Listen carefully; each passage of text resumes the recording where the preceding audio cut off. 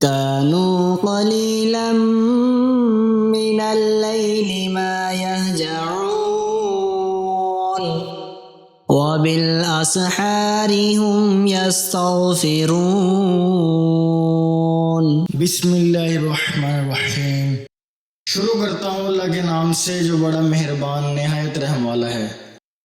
سورۃ الشعراء کے خواص گھر سے فرار ہونے والے کے لیے۔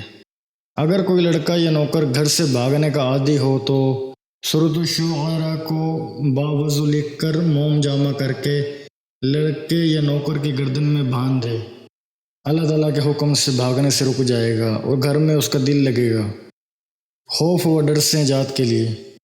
اگر کوئی شخص خوف و ڈر کی وجہ سے پریشان ہو تو سورۃ الشعراء کو باوضو 7 مرتبہ پڑھ کر دعا کرے، انشاءاللہ تعالی دل خوف و ڈر سے آزاد ہو جائے گا اور کسی قسم کی پریشانی باقی نہیں رہے گی۔